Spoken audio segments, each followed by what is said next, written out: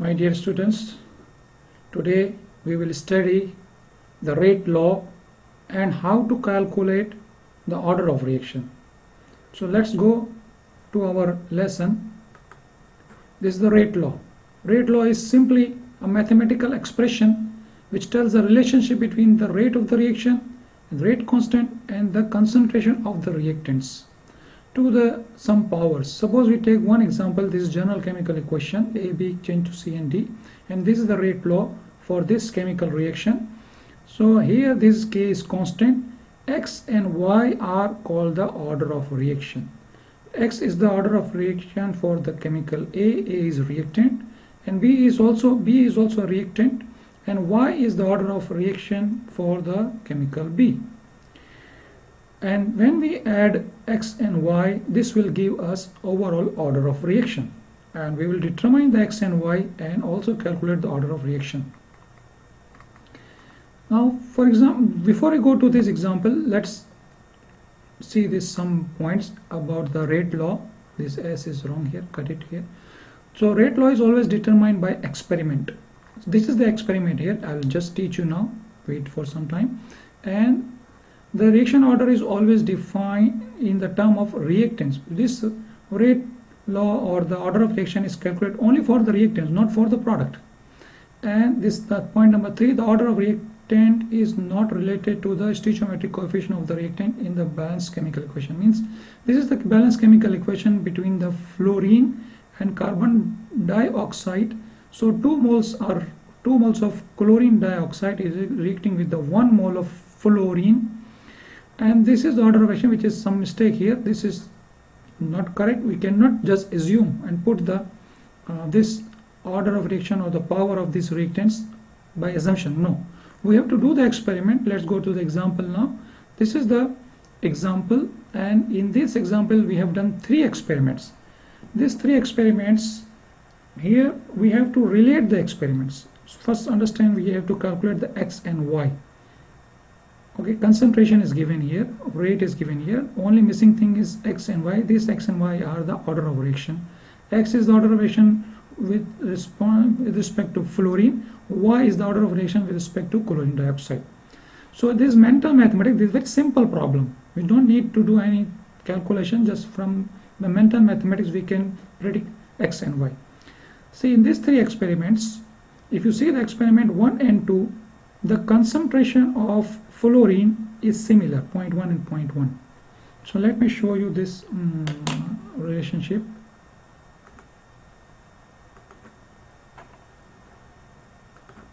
So if you see this here,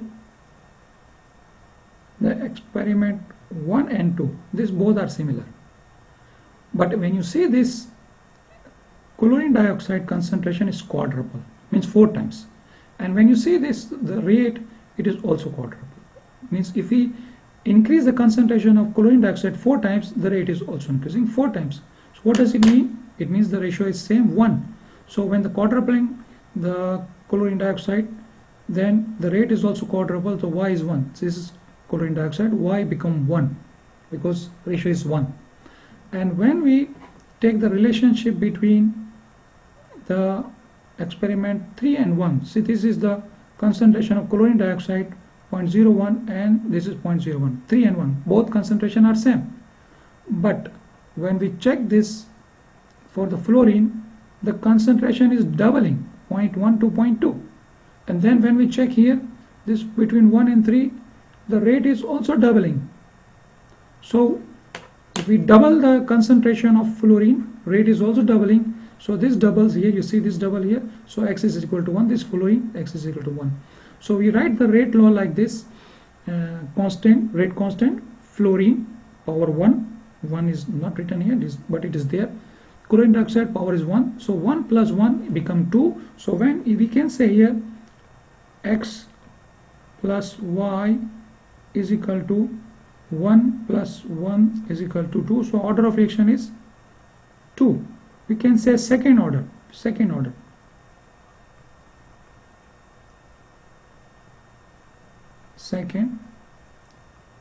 order or order of reaction is 2. So this is the overall reaction order, the 2, 1 plus 1. So this is what we have to calculate. Now this was mental mathematics. Now let's go to the actual example, which is in the 13.3. So I have done it already for you here, because a lot of mathematics there is very difficult to write and show you. So we will go here. I'll teach you how to calculate x and y. So this is the 13.3 exercise. Nitric oxide and hydrogen. This is the 2 moles of nitric oxide react with the 2 moles of hydrogen. In this product we don't calculate anything about the product. So there are 3 experiments again, and this is our question number part A. Calculate the rate law. This is the rate law here. Rate is equal to constant multiplied by the concentration of A and concentration of B. X and Y is our question. We don't know. We have to calculate. So what we do similarly like before, here also we say 2 upon 1. So we check the 2 and 1. We check the 2 and 1. Why we check 2 and 1? Because the concentration of this hydrogen is similar. So we take 2 and 1. So when we take 2 and 1, see, we first divide rate 2. This is rate 2, 5 into 10 to the power minus 5, and the rate 1, 1.3 power minus 5. So answer is 4. It will come in your calculator 3.8. Make it round the figure so it becomes 4. Up till here I think it is easy. Then we take the second part of the equation. Rate is equal to this K constant and concentration A and B, xy. So this is, here we have nitric oxide and hydrogen. We say x and y. And for K rate 1, again we write this equation same. And then we put the values. How to put the values? From rate 2. So this is the rate, this is the experiment 2. So 10 power minus 3 and 2 power minus 3. This is 10 power minus 3, 2 power minus 3. X and y will remain same. And we write down similarly for the experiment number 1. 5 power minus 3 and 2 into 10 to the power minus 3. We write here. And then you see here, what is the thing here? You see, let me change the color of the pen. So this expression will be cancelled. So when you cancel this, K is also cancelled because K is also similar. So then you can say it is 10 upon 5. 10 upon 5 means 2. 2 raised to the power x, this x. So it is equal to already 4. This is 4 here. This 4 will come here. So 2 power x is equal to 4. So it means x is equal to 2. This is actually square. 2 square is equal to 4. So I hope you understand this. Now take the second step. Now we will do what? We will just take the relationship between 3 and 2. Why we take the relation between 3 and 2?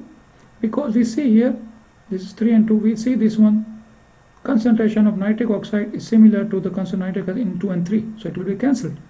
But the concentration of hydrogen is doubling here, okay? And the rate is also doubling here, so answer will become 1. See how answer will become 1?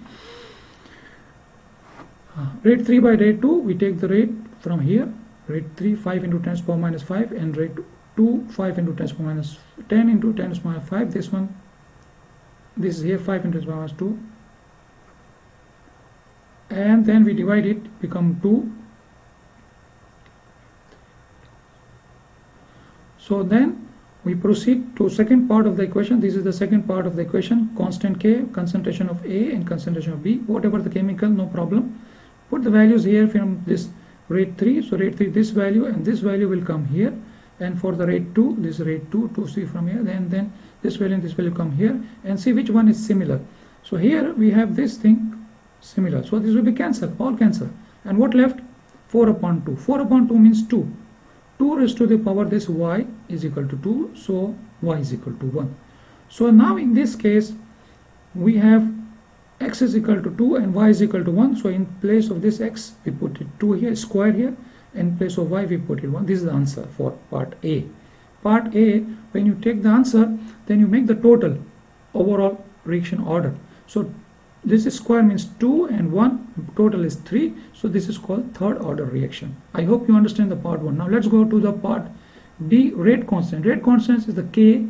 K is the question. Now from the answer of part A, we take this equation. And now this is square, and the rate constant is our question. So rate constant is equal to rate upon the concentrations. So rate, we can choose any experiment. Either you choose the experiment 1, then you take these 3 values. If you choose the experiment 2, you take these 3 values. If you choose the experiment 3, then you take all these 3 values. Don't mix the values. Take one experiment completely and 3 values, and these 3 values will come here, this place, and the answer is 2.5 power 2, means 250. And the unit of K constant is molarity minus 2 power minus 2 and second power minus 1 means you can write like this 1 upon also inverse. Same, these units, the method of writing is different but they are same.